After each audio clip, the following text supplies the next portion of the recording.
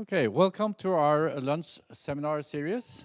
And today we are pleased to have Naomi Lintvedt with us. She is Associate Professor 2 at the Faculty of Law here at UIO. And she's also Special Advisor at the Norwegian Tax Administration. And today she will talk about how social robots designed as companions can intrude on human privacy, autonomy, and well-being, and how these risks can be reduced. And we'll do a short Q&A after the talk. So welcome, and the floor is yours. Thank you.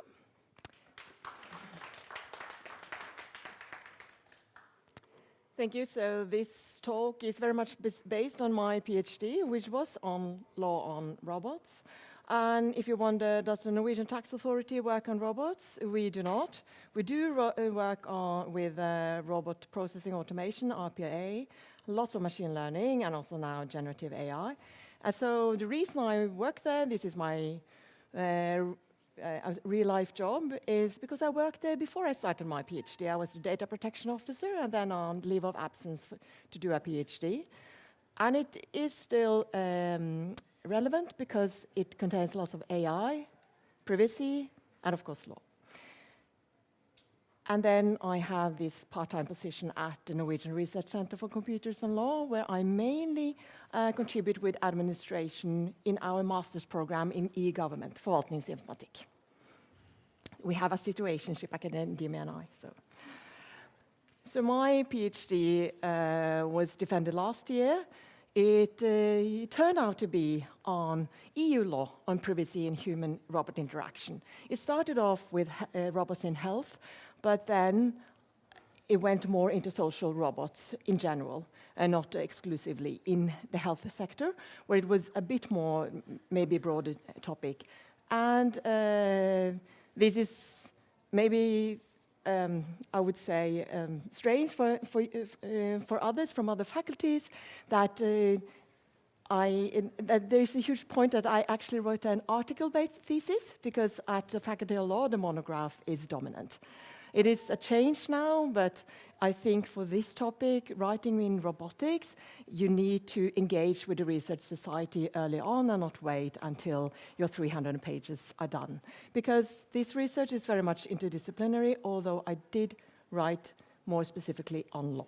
So this is part of a project called Vulnerability in the Robot Society, which was between the Robin lab, so the robotics lab at the Department of Informatics here at the university, and then the Faculty of Law. So I will start with a question I got last time I talked about robots, only a few weeks ago. What is a robot? And if I say robot to you, I am quite sure that you could all have an image of what a robot is. I don't think any of you do not envision some kind of robot. Am I right? Whether it's Terminator, Wall-E, R2-D2, C3PO, or maybe you are more advanced and say, but can't everything be a robot? You still have an idea what a robot is. So a robot is very much an imaginary. It's a social technical imaginary, and we can also see that in research. But then, of course, we have very common robots, which are much more in daily life. So autonomous vehicles, autonomous drones, and vacuum cleaners, they are also robots. So they are not the typical robots we envision, but they are actually classified as robots. And the reason, one of the reasons, so this is a technical definition from ISO, their standardization organization. I think it's a bit dated, maybe, this definition, because it focuses on locomotion, manipulation, or positioning. So it's very much then related to more, I would say, the old school robots, especially the industrial type robots. But it's not limited to that, and there are lots of different categories. And on the side here, you see IEEE's classifications of robots. So these are then classes of robots, and many of these are overlapping. For example, consumer robots and social robots are very much overlapping. For me, coming from the field of law, this was not very helpful, writing a PhD in a field where we are quite obsessed about definitions. So working with roboticists, not being able to give me a clear definition was a bit frustrating, but also then challenging to find how should then I write about robots when the roboticists are not able to tell me what a robot is. And especially at the end of my PhD, writing my CAPA, I had a chapter on terms, and then of course I was challenged by my supervisor. Well, are there any seminal works you have to reference to in your work when you talk about robots? And I asked my co-supervisor, who is a roboticist, and what I got back was more like popular science books and a definition I was not happy with. So and I think it also. And one of them was this, a reference to Britannica. And of course, encyclopedic definition can be good, but I would say in law they are not good enough. They are not what we call definitions. They are not scientific definitions. And this, I think, illustrates also one of the challenges in the field of robotics and when we try also to do the interdisciplinary work. So that's why I base my work and my working definition of robot on a definition which is made by a legal scholar and an informatics scholar. Interdisciplinary work in the field of robot law. A robot is a constructed system that displays both physical and mental agency, but is not alive in the biological sense. And their definition focuses on the physical so that we can exclude software robots.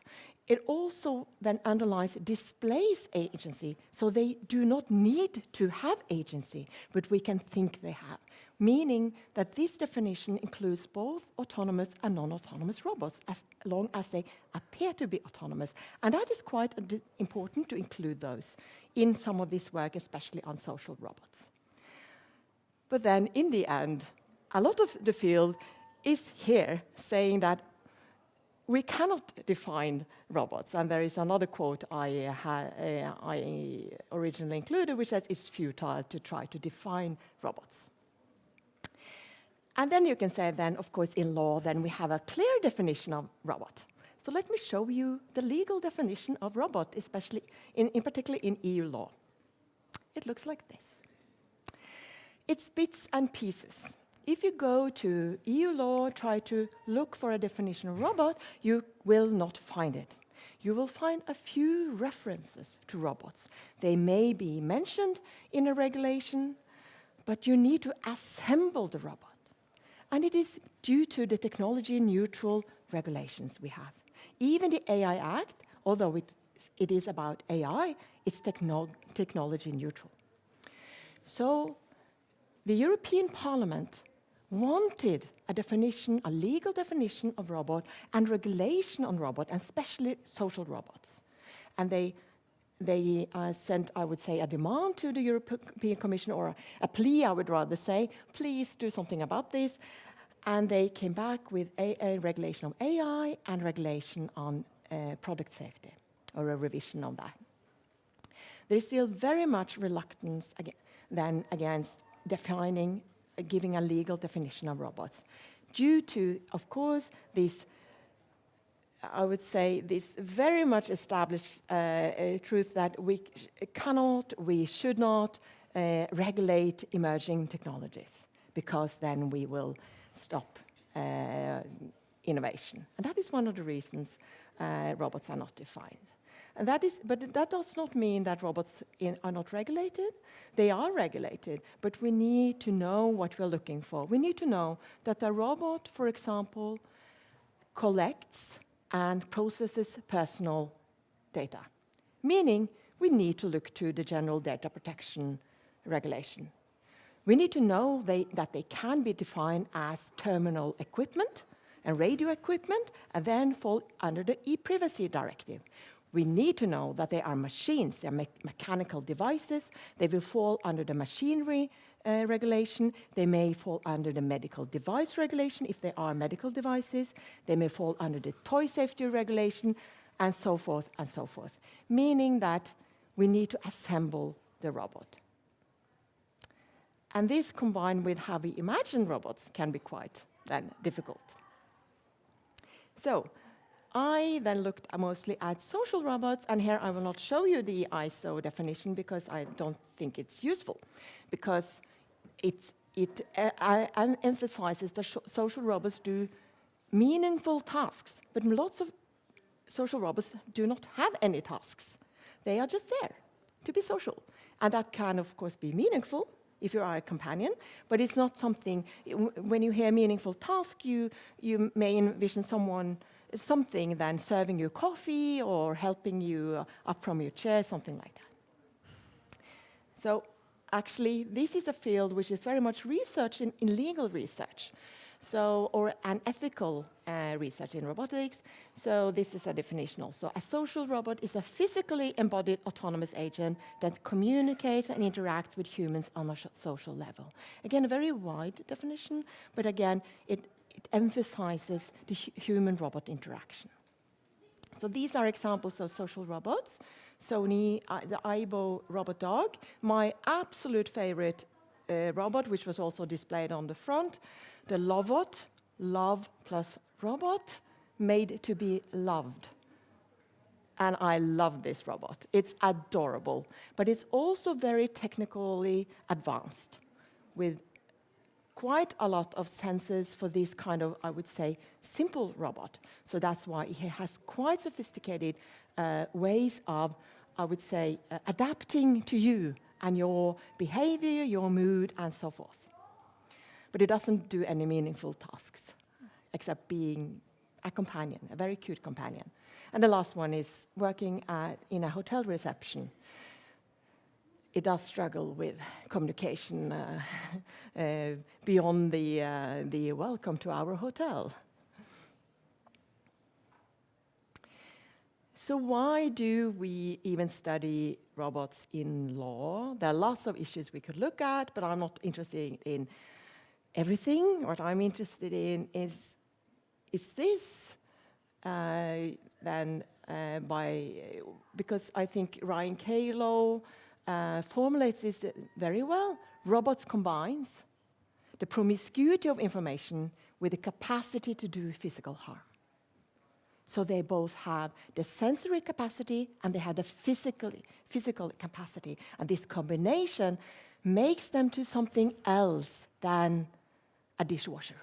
That someone sometimes like to say, well, dishwasher is a robot. Yeah, but it's not that. That's not what we're looking for. That's not what we're discussing when we discuss social robots. And also, very importantly, how it points to how robots, more so than any technology in history, feel to us like social actors.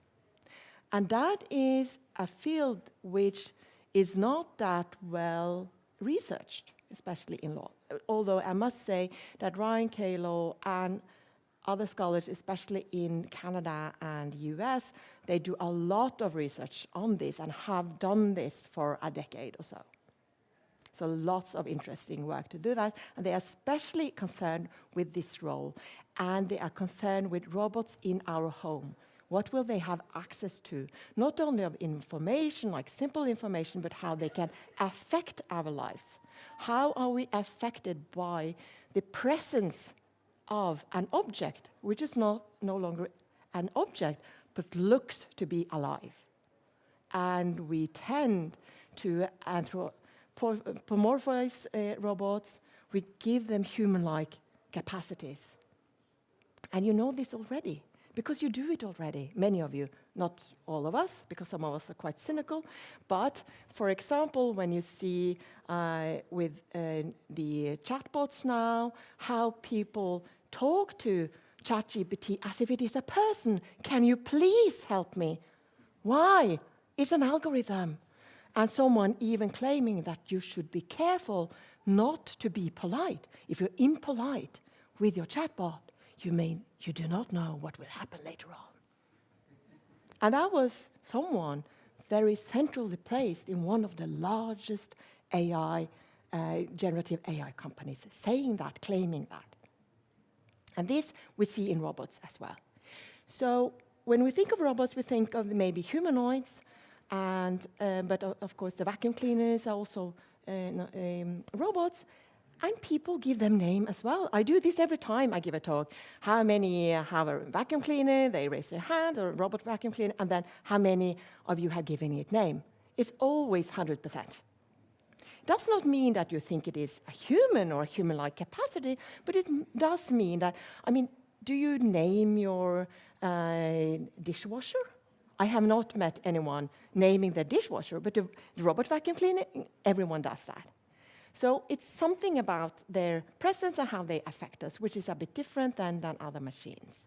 And research also showed that people they link, they bond with the machines. They bond with the machine-like robots, the vacuum cleaners, and especially military robots. So you have military robots, they look like boxes, and they are used, for example, for minesweeping, and the soldiers working in proximity with this then will mourn them when they blow up, for example.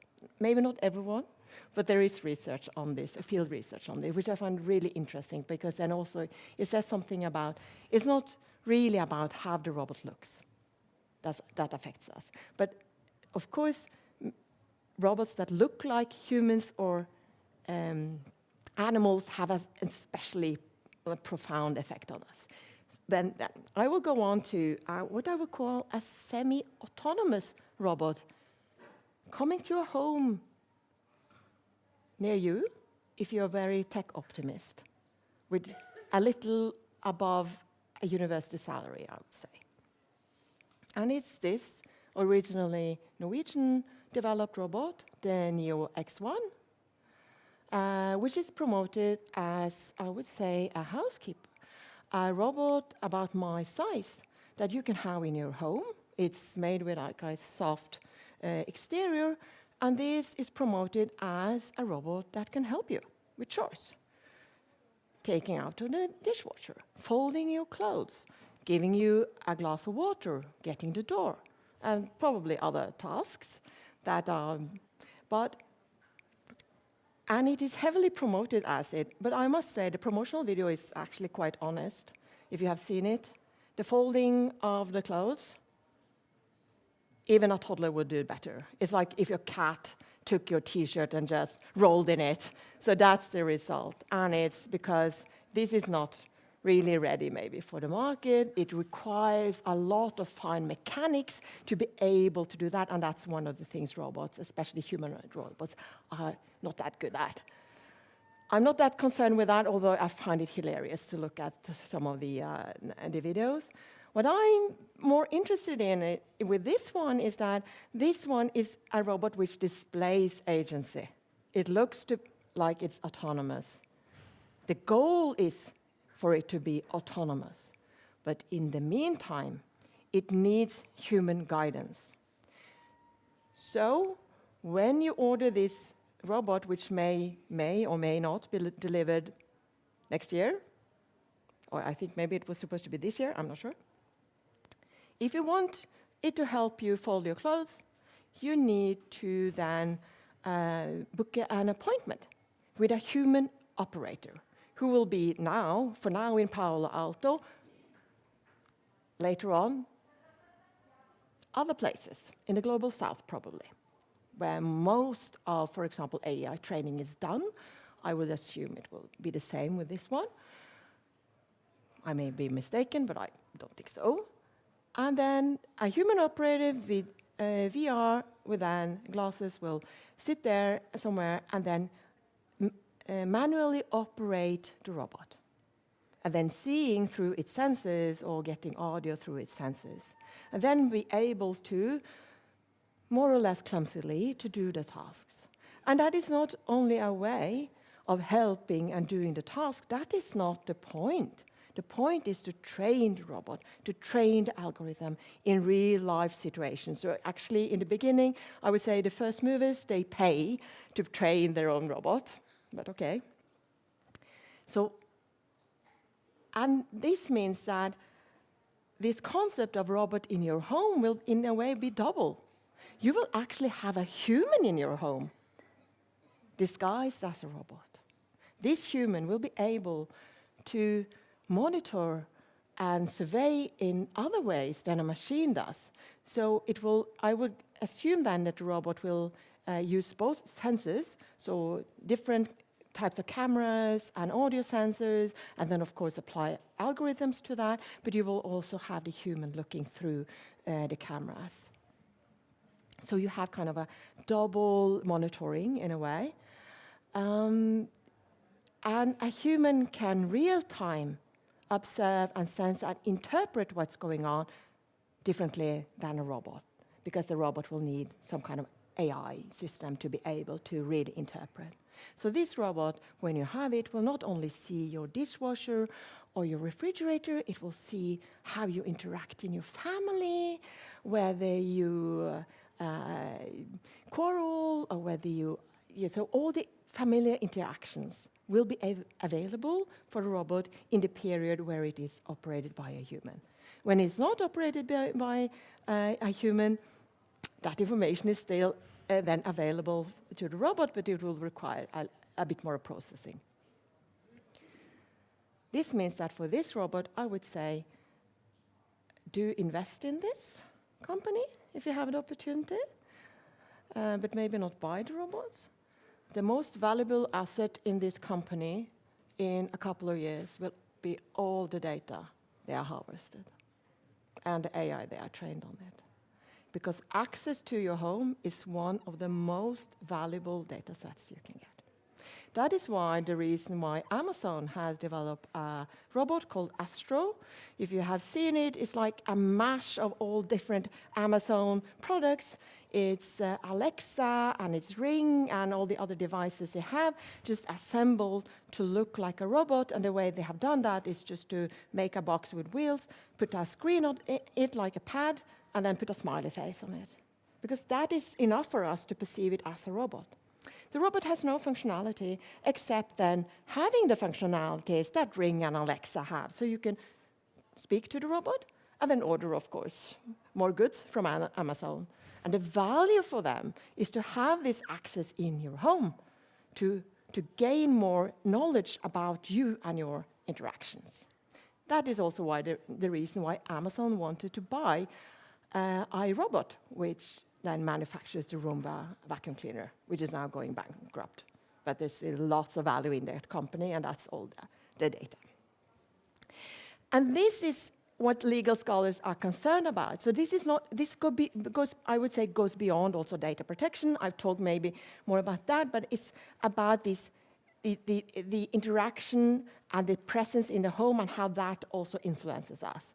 Meaning that if you do have such a robot, you are never alone, you are never in solitude. You need to turn it off. And then again, other research show that people are quite reluctant to shut their robots off or to put it away because they feel mean.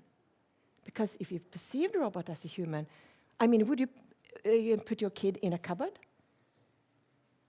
You will not. And that is the feeling that these robots raise. This feeling of, this is something, I need to take care of it. This is like my kid or my cat or my dog. I cannot be mean to it. But it's, and that's why then I think many people will be reluctant to shut it off, although they know it's not logical. But they can be convinced otherwise as well, because many of these robots, I don't know about this one, but Lovot, my favorite, is designed to, it uses its sensors, it uses the data and how it's interpreted to adapt to you. It develops a personality based on its interaction with you. And that's the point. Meaning that my robot will be different than yours because we behave differently and so forth. Which makes them interesting, but also raises some questions, some very profound questions in privacy, which I will come to. And then there are other things with robots. So Kylo mentioned the capacity to do physical harm. I can just not reassure you. I would say that many of the robots in the wild, so on the market or in the laboratory for that matter, they have very, very poor information security protocols. It seems like, oh, we make a machine, the software, but we do forget about information security, cybersecurity, which for me was a shock, actually, when I started working with that, because I worked in that field for so many years. I worked with white hat hackers, and I knew a lot about what devices are able to do. And you don't need to be a sophisticated hacker. Many of us can do this. So this is also, this is a research. This is a very small robot, so be assured this is maybe only 20 centimeters tall.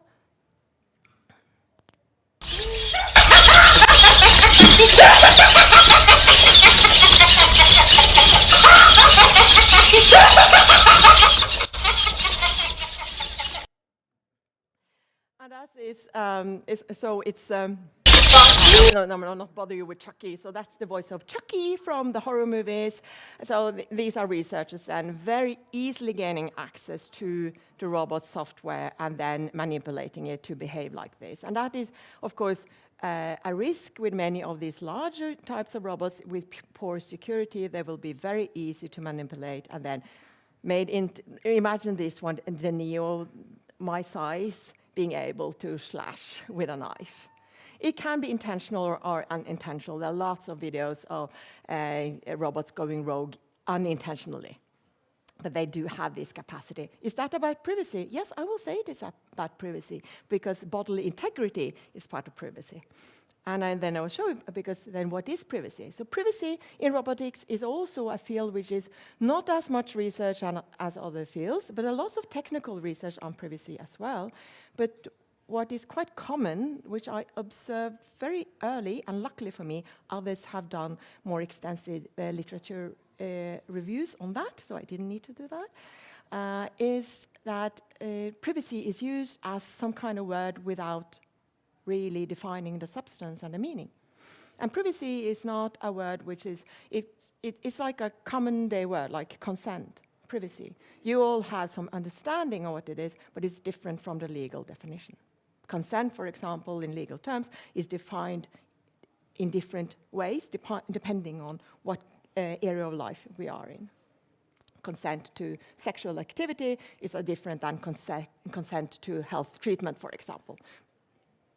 So, but with privacy, privacy is also it's very contextual, it's a very cultural in context. So privacy defined in the US versus Europe versus Japan is very different, because it is not only legal, it's cultural.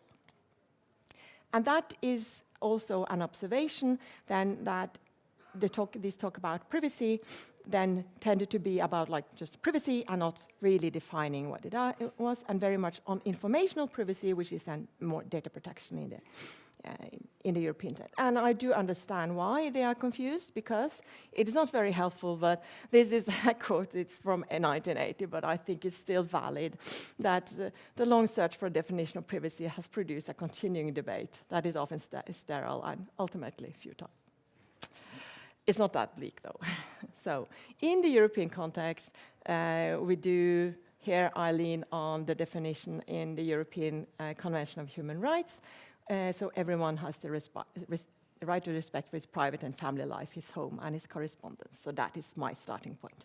This is not EU, by the way. This is the Council of Europe, which is much broader than the EU. Includes in many countries. And then this is a typology of privacy suggested 10 years ago, which then shows different types of privacy. Where you say, for example, bodily and spatial privacy are important in robotics, I'd say. So informational privacy is relevant for all of these, but it just shows then different nuances. And this is based on research on constitutional protection of privacy across 9 jurisdictions. In the European context, the right to respect for private life have been then interpreted by the European Court of Human Rights several times. But as they say, time and again, it's not susceptible to exhaustive definition. So it is a wide term, and it develops. It develops with society, and it develops with the law. And it includes lots more than what you normally think. This is your right to personality, to develop relationships with other people, to personal autonomy, personal development, in addition to other types that we may think of traditionally as privacy. But this, in law, this is privacy, which then is quite a wide definition. And that is what I tried to look at in my thesis, which is also not, I had one paper when I tried to combine many of these, and it was rejected 2 times because both the journals thought it was too much in one. They wanted only me to address one of these types and not, but I would argue very hard that we need to see them in combination. Otherwise, we miss out on different important aspects of robotics. So, there are some questions about why or should we regulate social robots. My answer, very clear answer actually, in my thesis was yes, we should. But I want to take you somewhere else beyond the data protection and so on. So I will show you some other examples, some points for reflection on why we should think about social robots as something we should regulate. So one question is, and this is general for all maybe, but especially for social, should we have design rules? So one thing is the physical aspects, because they pose a risk for physical damage, as I showed with Chucky, meaning that one proposal is that every physical design should have a clear purpose. Why have arms if you're not going to use them? They will be a liability. They pose a risk. So get rid of the arms. Don't put their arms in there for it to look more human-like. And of course, it was this proposal when I first read this article, I was like, oh, but what would that look like? Honest anthropomorphism, that would be some really ugly robots. But now, I do tend to, maybe we should have really ugly robots. Robots that look like machines. What they proposed was, for example, for this Pepper robot, the eyes that look like eyes, they are not eyes. It does not see through its eyes. Those are just screens looking like eyes, so they looks more pleasable for us. The cameras are placed elsewhere, on the forehead, on the back head, on the base, and so on. I don't think this one does not have that many sensors, but you have other robots have thermal cameras. You have and other tactile sensors and so forth. And that is the question we should ask: why and should they have this? Sometimes it's necessary, and I would argue that sometimes a robot should have both visual cameras and thermal cameras, but it depends on the purpose. Maybe it should also have facial recognition technology in it, depending on the purpose. But for this one, which is a hospitality robot, you can question, does it really need to be able to recognize 1,000 faces? And should we restrict the use of biometric recognition technologies, which is very common in many robots? Many robots employ emotion recognition, which we can question is that really possible to recognize emotions? So it's a questionable technology. And why? Yes, so it can adapt. Many robots use facial technology and so forth. But there are some issues with facial technologies and other biometric technologies. One thing is the identification, which then is very kind of clear, but the others are that there are some flaws in these technologies, and I would say especially for emotional recognition, which again, emotions are very cultural and they're very personal. In this photo, so this was a very fun event, drag versus AI. I volunteered in my group because the point was then, of course, to fool the AI, and I'm not Here it says I'm a 22-year-old male, super happy. At this point, I think I was 48 and not male. And I was not that happy, which shows, I mean, some of the weaknesses in this technology. They are easily fooled, so should they? And even many of the available technologies that are on the market, they are not very good still. Although people have, researchers have for years pointed out the flaws in these technologies. And also, should we restrict the use of deepfakes and impersonation of humans? You may know the movie Her, where Joaquin Phoenix walks around with his AI friend, turns into his AI girlfriend, or at least he perceives her as that, with the voice of Scarlett Johansson. And of course, did Sam Altman introduce an AI-generated voice sounding exactly like Scarlett Johansson? But of course he did.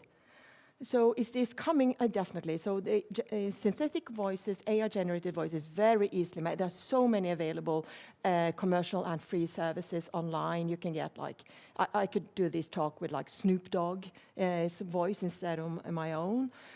So very often they do impersonate real humans. And then the question is, well, one question is, do they have any protection? But the other thing is, what does it do when my robot suddenly looks like a human and talks like a human? Someone I know or someone I admire.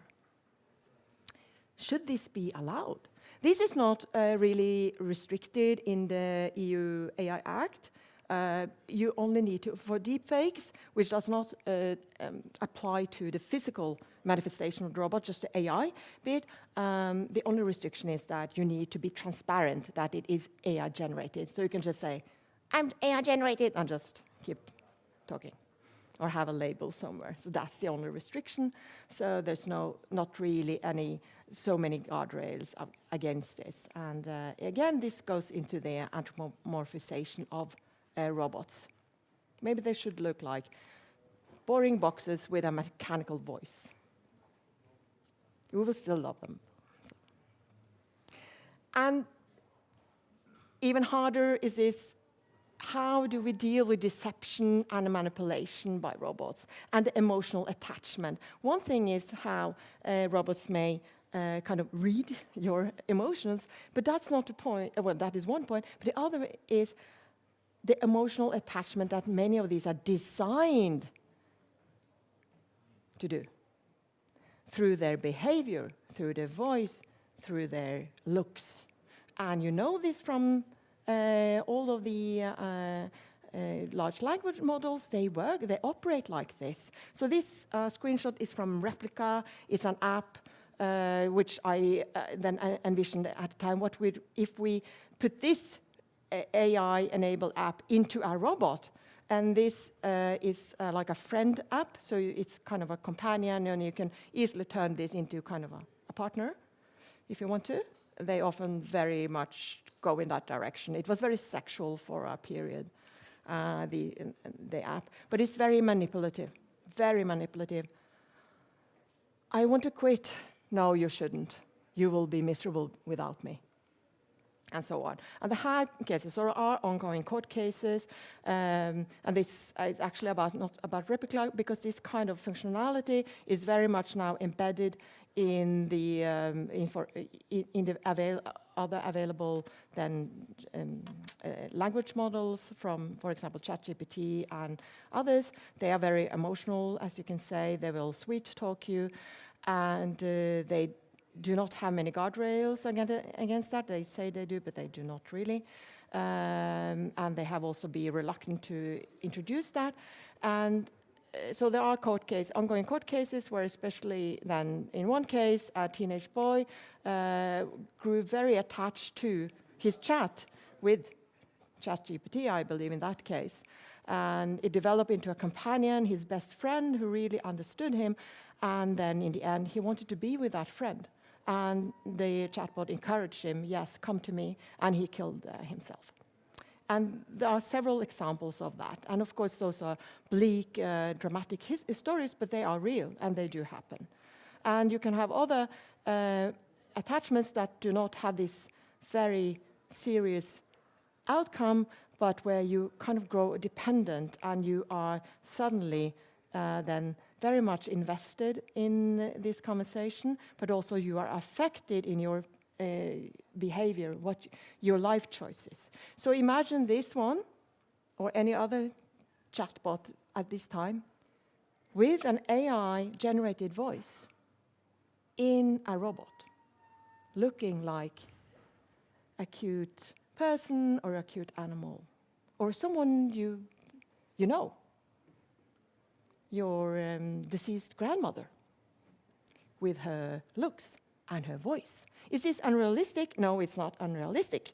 But maybe it's not what's coming first, but it will definitely come at some point, because these voices where you can generate voice of your loved ones, they already exist. Luckily for us, making a very human-like robot like this one is very expensive at the moment, but I am sure the cost will go down.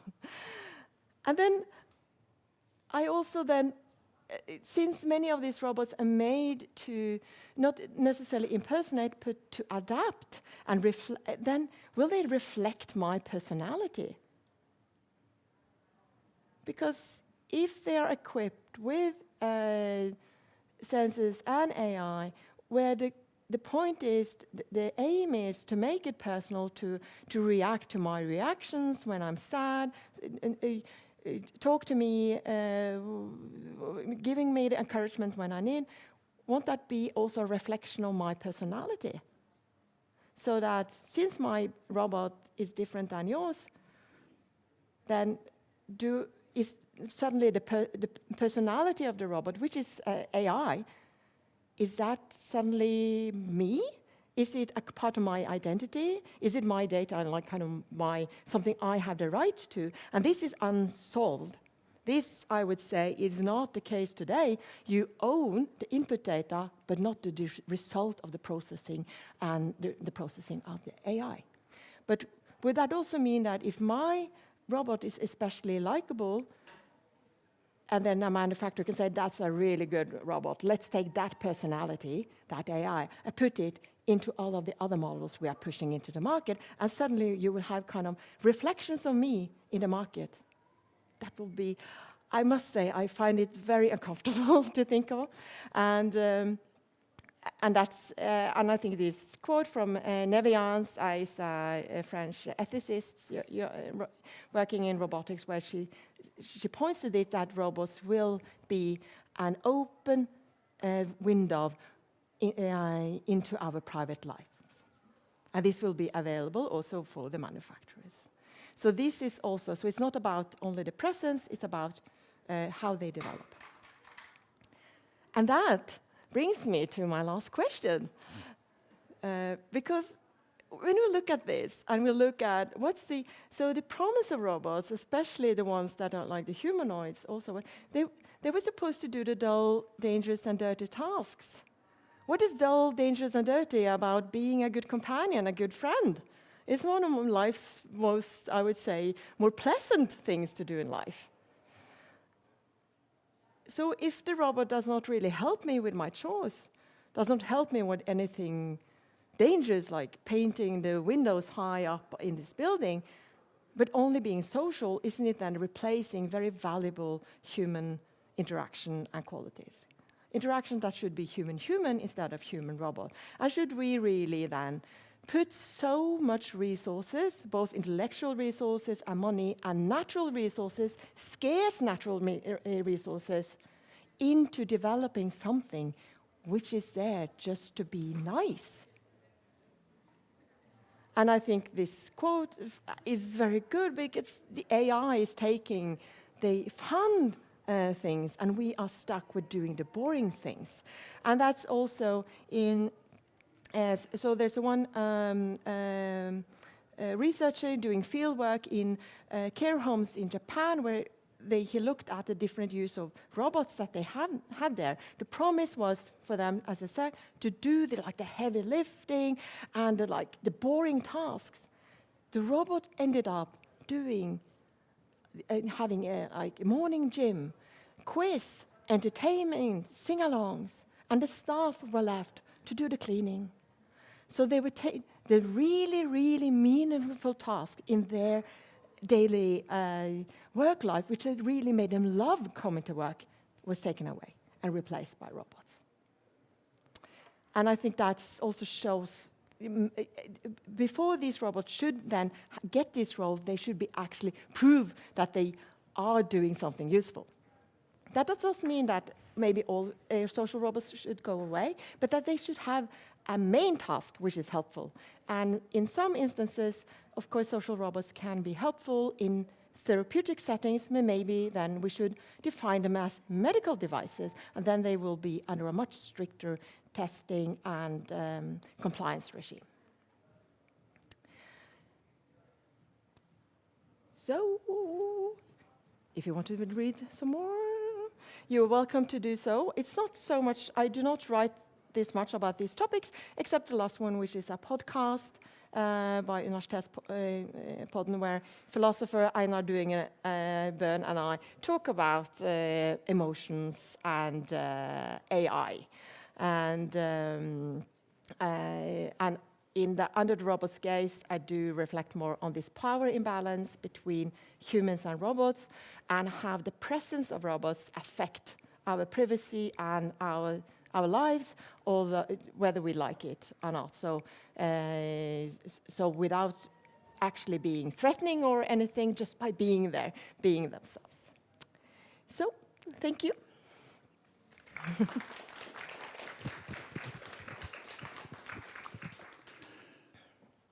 Thank you so much, Naomi. Now we have a little time for some questions from the audience. Are there any questions here? If not, I have some questions. Yeah. You asked a lot of questions, Yes. and I think those questions were really intriguing.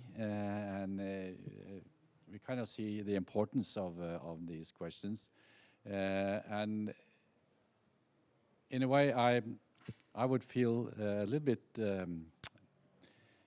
more secure if I knew that that there was someone, taking care of regulating these robots, so that we don't end up with all these monsters. But how far are we in regulating that kind of business internationally, and also here in Norway, maybe, and more locally?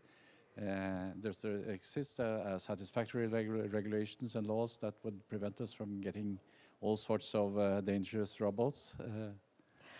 Most regulation is on the industrial robots. Those are well regulated, but they're also much easier to regulate, because at least the traditional industrial robots, they are not mobile. Or if they are mobile, they work apart from humans due to security reasons. And that's why, so there are lots of international standards on them. There are also some regulations. So those are, I would say, quite resolved. And then you see a challenge when, for example, Tesla is using robots that walk around with their employees, and that has led to several accidents and also fatalities, which then maybe point to, maybe the regulation on the traditional industrial robots is not really sufficient, or maybe it's the way they are employed in that setting. For these robots, for example, for these social robots and the robots, since they are very much marketed as, for example, Sony's Aibo is kind of a toy, and toys have some regulations, for example, so it shouldn't have parts you can swallow and so on, but very little on the interaction phase. Well, there is, in the EU, the new Toy Safety Directive has now regulation on the kind of connected toys.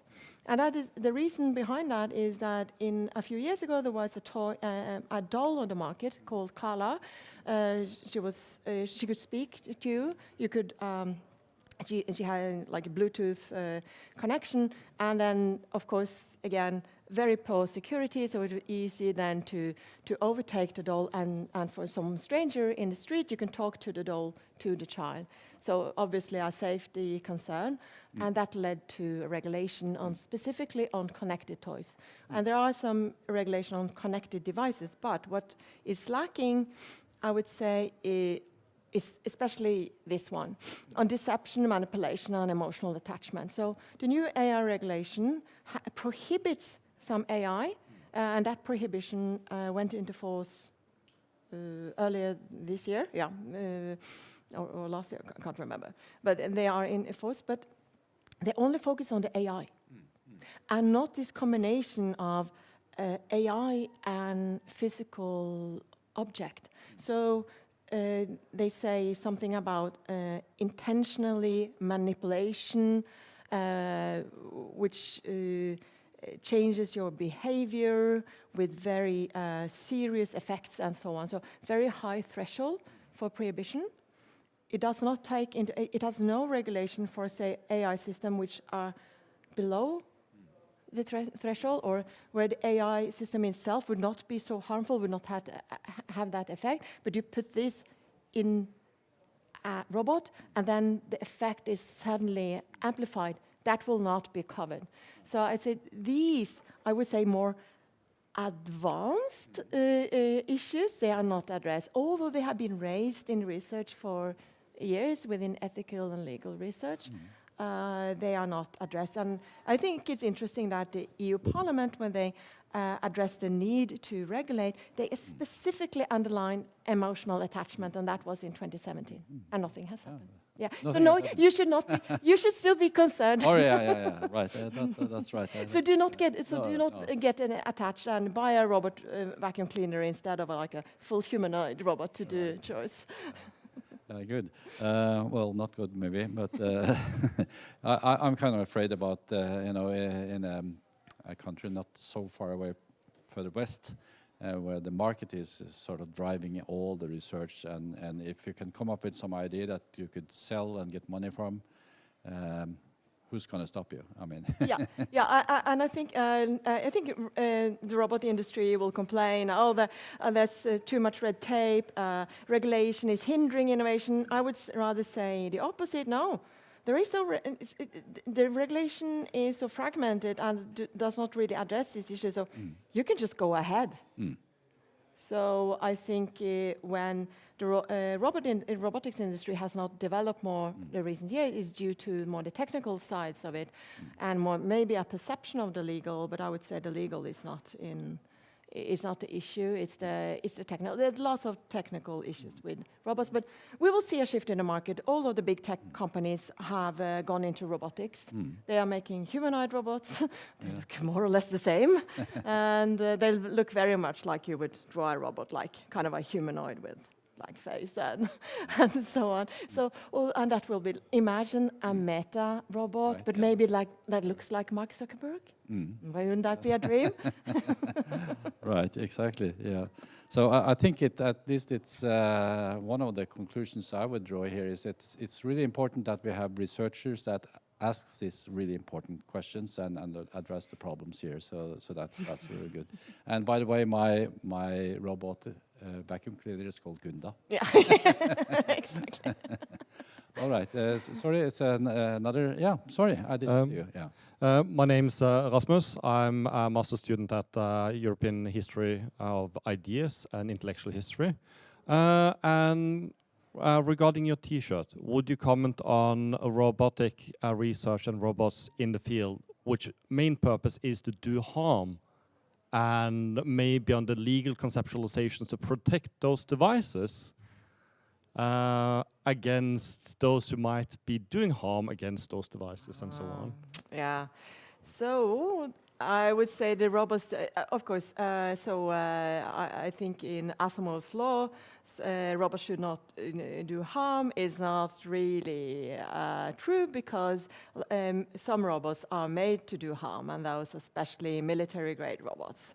So the military industry is the largest robotics industry, and many of the civilian robots come from there. So, for example, Boston Dynamics, one of the larger manufacturers, they initially started with military robots. They still do a lot of those. They're made to do harm. And should they be protected? Well, that is, a few years ago, it was very popular to discuss legal personality or personhood for robots. So should robots have rights? I think that's are really a distraction from the questions we should pose. Robots should not have rights. And until all humans have human rights, robots should definitely not have any human rights. And I think we need to still look at robots as machines. And I think in one of these, in a very short chapter, Robots, we do write about violence against robots, because that's actually quite common. Not your robot in your home, but robots in the wild. Both children, elderly people, and others, they react quite violently towards robots. Even kids, they will go and like kick robots that they see in the mall or in the parking lot. It's very common. We don't know why, but it's and then in the question, oh, shouldn't they be? No, a robot is a machine. If we harm and if I damage a robot, it's a damage of property, and it should be treated as property. So in the US, there is a discussion about then weaponizing robots for the police force.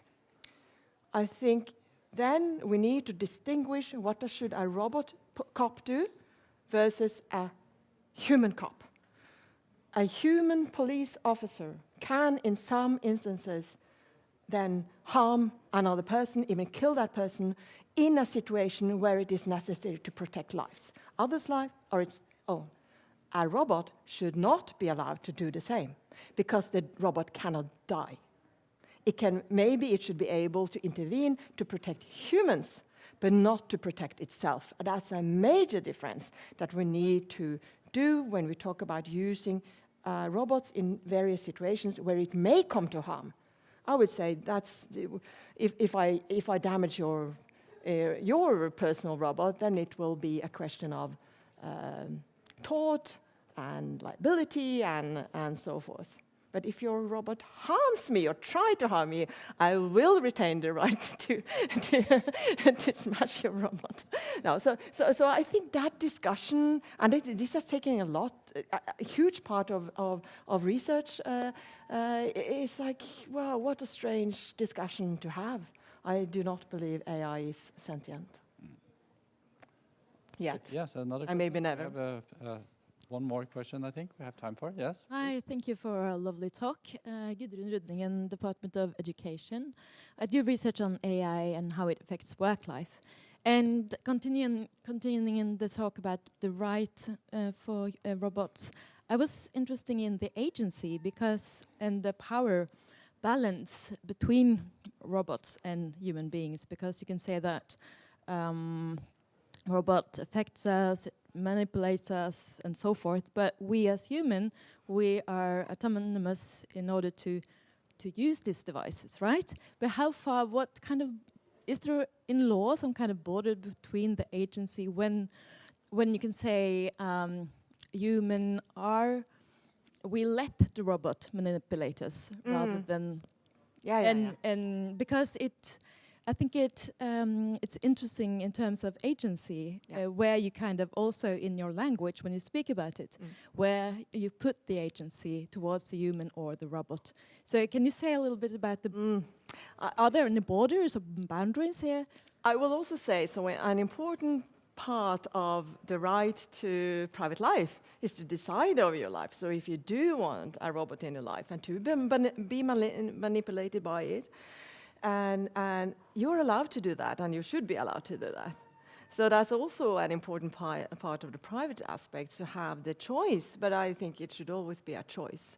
So if you, but no, the question of agency comes up also when you talk about responsibility and liability. Where does the liability lay?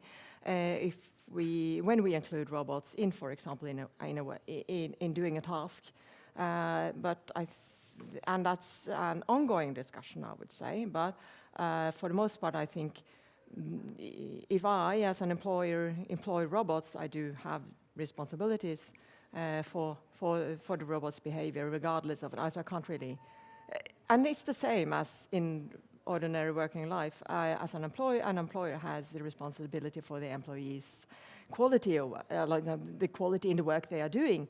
I cannot like blame, or no, it was her. No, it's us, and it should be the same with with the robots, but I think robots, especially because they